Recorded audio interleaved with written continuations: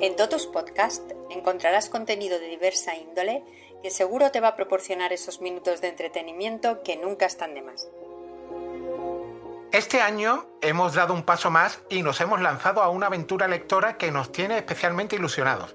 El Club de Lectura El Curioso Impertinente, de nuestro proyecto Totus Creativa. Y como en Totus Podcast mantenemos el gusto por narrar, entender y compartir historias en voz alta y en compañía. Ya sabéis que no somos muy amantes de la solemnidad impostada, así que creamos dicho club de lectura para leer con gusto, conversar sin prisa, reír cuando toca y pensar juntos, que no es poco. ¡Hola, José! Buenas, Antonio. Y para inaugurar este camino optamos por algo grande, leer el Quijote. Teníamos claro que el club de lectura El Curioso Impertinente se iba a centrar en obras más o menos conocidas del siglo de oro español. Lope, Quevedo, María de Zayas, Calderón, Tirso, Fray Luis, Santa Teresa y Cervantes, claro. Y como viajes inaugural del club, nos marcamos como propósito, como reto compartido, la lectura del libro de los libros, El Quijote. Y en este programa también vamos a dedicarle un espacio a esta gran obra de la literatura. Bueno, de este y de otras versiones quijotescas, ¿verdad, compañero? Así es. En este programa vamos a hablar de las 1000 versiones del Quijote.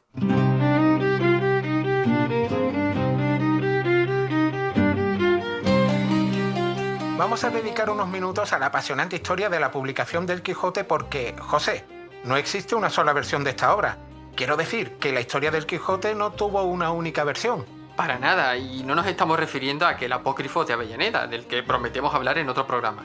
Nos referimos a que las versiones del Quijote que se han ido publicando a lo largo de la historia son eso, versiones del original. Un original que, dicho sea de paso, a saber cómo era realmente. ¿Y esto a qué se debe? En efecto, el manuscrito original del Quijote no se conservó. No hay nada de dicho manuscrito original. Nada, 0 folios. Lo que tenemos es la edición impresa y eso lo condiciona todo. Respondiendo a tu pregunta, José, Cervantes entrega su texto al librero y editor Francisco de Robles, que es quien mueve el dinero y los permisos de impresión y publicación. Cervantes, como autor, cobra poco y, para colmo, una sola vez. El control creativo, por decirlo de alguna manera, es limitado. Como en el siglo XXI, pero con jubones. Antes de imprimir un libro en aquella época, había que meterse en un jardín de papeleo, licencias, censuras y, otra vez como en el siglo XXI, a un análisis prejuicioso en plan, esto no ofende a nadie, ¿verdad? Normal que este proceso le quitara a más de uno las ganas de publicar. Primero había que conseguir la licencia de impresión, que era concedida por el Consejo Real. Después había que pasar el filtro de la censura, normalmente con eclesiásticos y letrados, y obtener la aprobación de los censores. Y un tercer paso importante, pagar la pertinente tasa que fijaba el precio del libro. Este proceso tan farragoso explica los famosos textos preliminares de los libros de la época. Prólogos, aprobaciones, poemas laudatorios... No están ahí solo por coquetería literaria. Son el «ok, ¿qué puedes publicar esto?». En el Quijote encontramos, por ejemplo, un pequeño texto de Miguel de Cervantes que se lo dedica al duque de Béjar, como príncipe tan inclinado a favorecer las bellas artes. Es muy interesante también el texto que hace referencia a la tasa pagada por publicar el Quijote, firmado por Juan Gallo Andrada, que tasó cada pliego por 3 maravedís y medio. Lo que daba un total de 290 maravedís y medio, que era el precio final al que se debía vender el libro. Unos 29 euros, vamos. Lo interesante es que el Quijote pasa la censura sin grandes problemas, lo cual es curioso porque se trata de una obra que se burla de los libros de caballería, presenta curas, barberos y otras autoridades con bastante sorna y juega con la locura, la verdad y la ficción de una forma incómodamente moderna. Quizá Cervantes supo proteger su mirada crítica refugiándola en la locura del Quijote. No arremete de frente contra la Iglesia ni contra el poder, sino que dirige el dardo hacia un género literario ya gastado y en declive. En ese gesto hay astucia y oficio. La crítica avanza disfrazada de risa y el humor actúa como coartada y como filo. Pues a todo esto, la primera parte del ingenioso hidalgo Don Quijote de la Mancha se imprime finalmente en Madrid, en 1605, en el taller de Juan de la Cuesta. Y aquí vienen los problemas. Para empezar, la impresión se hace con prisas, lo que lleva a cometer errores tipográficos a montones. Además, se producen cambios de nombres. Por ejemplo, la mujer de Sancho Panza tiene varios nombres distintos a lo largo de la obra. El resultado, no hay una primera edición perfecta. Existen, no obstante, varios estados de la edición de 1605, con pequeñas diferencias entre ejemplares. Esto, por otro lado, hará las delicias de los filólogos y les proporcionará un buen divertimento durante siglos.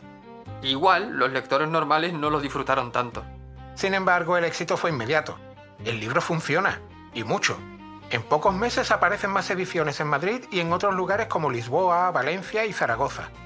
Algunas, dicho sea de paso, sin permiso de Cervantes ni del editor original. Bienvenidos al salvaje oeste editorial. En aquel momento no existían los derechos de autor tal y como los entendemos hoy.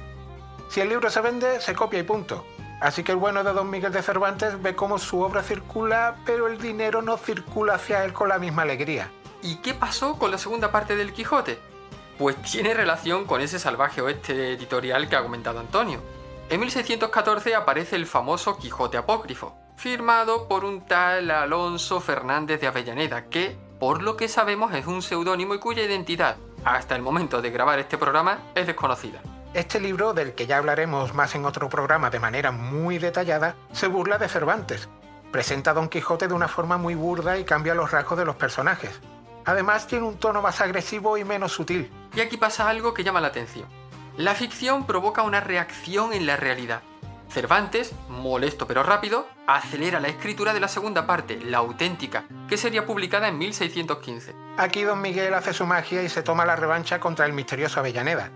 En la segunda parte del Quijote, los personajes saben que existe un falso Quijote, y el verdadero rechaza abiertamente las aventuras de ese impostor. Cervantes ajusta así el destino de sus personajes para cerrar la historia y evitar secuelas ajenas. Metaliteratura en estado puro. Un autor discutiendo con otro dentro de la novela. Así que la segunda parte del Quijote es más oscura, más reflexiva y más consciente de sí misma. Don Quijote ya no es solo un loco entrañable. Entonces se vuelve un personaje trágico, observado por otros que han leído su primera parte.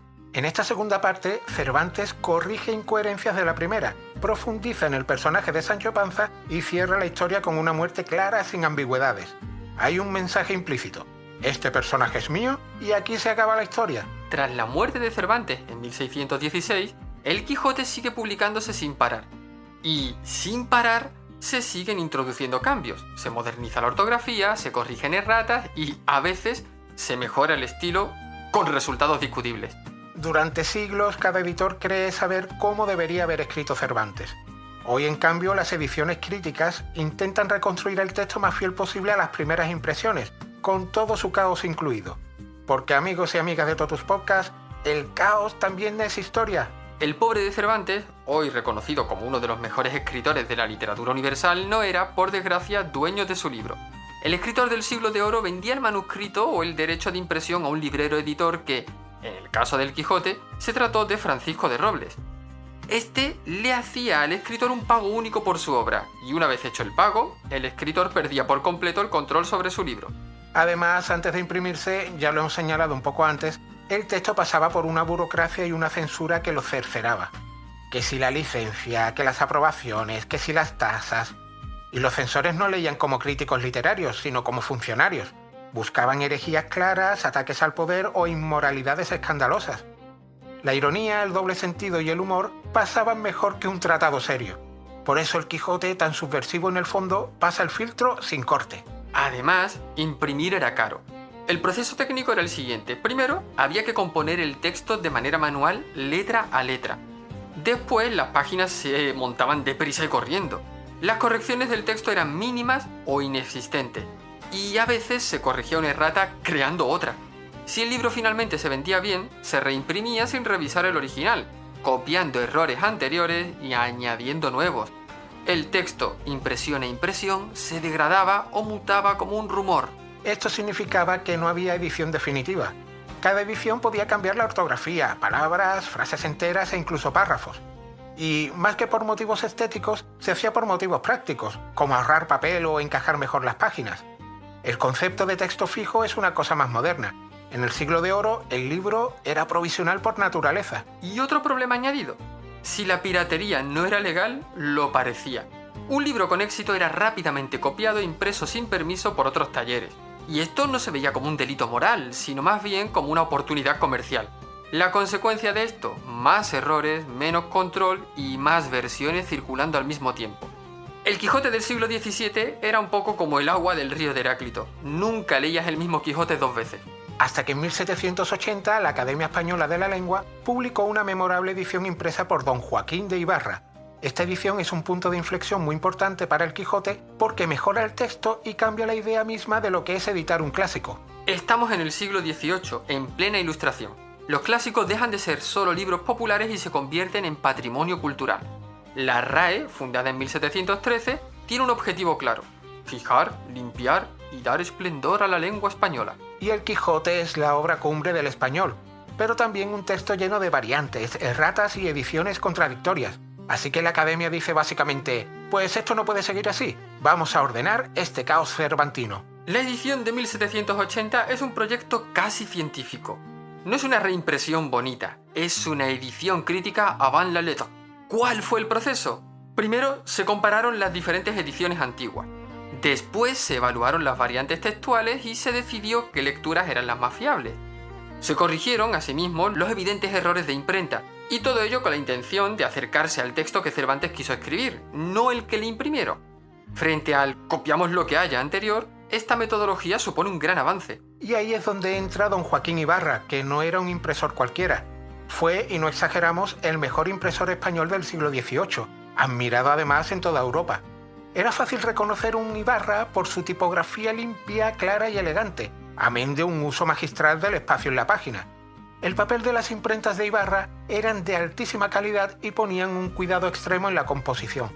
A diferencia de sus predecesores, hacía una corrección casi obsesiva de las erratas. El resultado, un Quijote legible, estable y hermoso, pensado para durar siglos. Junto al texto, la edición de 1780 incluye grabados de gran calidad, que fijan también una imagen canónica de la obra. Esto es, que en esa edición no solo se fija el texto, se fija cómo imaginamos el Quijote. A partir de aquí tenemos la imagen de Don Quijote como un tipo alto, flaco y grave. En cambio, Sancho es bajo, redondo y más terrenal. La novela entra de esta forma en el panteón cultural europeo. A partir de esta edición se produce un gran cambio. El Quijote, desde 1780, deja de ser un texto caótico. Al mismo tiempo se convierte, esta edición, en referencia estable para ediciones posteriores. Y algo muy importante, esta edición sienta las bases, creo que se puede afirmar así, de la filología cervantina moderna. No es, también hay que decirlo, la edición definitiva, pero sí la primera que intenta serlo de verdad. Durante casi 200 años, el Quijote fue popular, leído y, por suerte o por desgracia, deformado, pirateado y reescrito sin pedir permiso. Y es la Ilustración, no el Barroco, la que dice: ahora vamos a fijar esto como obra maestra. Es decir, el libro más libre de la literatura española necesitó un siglo de orden para convertirse en un clásico. Si el Quijote nació torcido, la edición de Ibarra en 1780 lo enderezó sin romperlo. Y eso no es poca cosa. En 1780, la RAE se plantea una pregunta muy moderna. ¿Qué versión del Quijote merece sobrevivir? Hoy, curiosamente, hacemos exactamente lo mismo. ¿Qué artículo de la Wikipedia es fiable? ¿Qué edición digital es la buena? ¿Qué texto ha generado una IA? ¿Y cuál es una versión original, humana o corregida? ¿Quién decide qué se corrige y qué se deja vivir? Hoy, en el futuro en el que vivimos, la diferencia con el siglo de oro es más tecnológica que moral. José, yo creo que la IA actúa un poco como Avellaneda. En 1614 se escribió un texto que se parecía al Quijote, que usaba sus personajes y que se presentaba como legítimo. La pregunta, por tanto, no es nueva.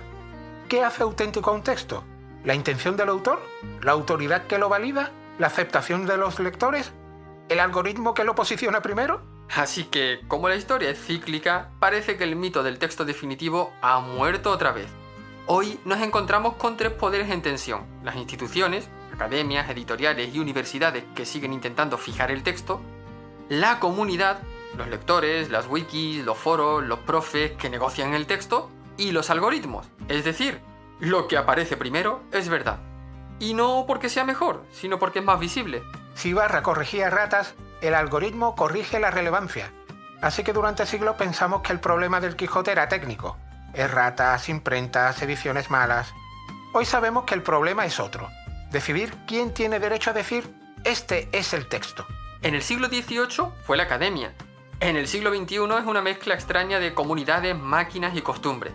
Y Cervantes, que jugó toda su vida con versiones falsas y verdades inestables, probablemente estaría encantado. Porque al final, el Quijote siempre fue un libro sobre eso. ¿Quién cuenta la historia y quién se la cree? Así que después de 4 siglos de erratas, censuras, ediciones pirata, académicos, ilustrados, wikipedistas y algoritmos con complejo de editor, la gran pregunta sigue siendo la misma. ¿Quién decide cuál es el Quijote bueno? La academia dice que ella. Wikipedia dice, depende. La IA dice, te hago 5 versiones en 10 segundos. Y José, ¿tú cuántas veces te has leído el Quijote? Pues me lo he leído 2 veces, pero la segunda vez no lo entendí. Desde luego, compañero, eres un saco de papa, pero con agujeros.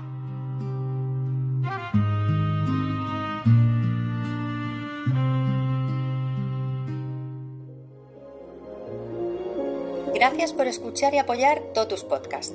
Síguenos en la web www.totuspodcast.com y en nuestras redes sociales. Hasta el próximo programa.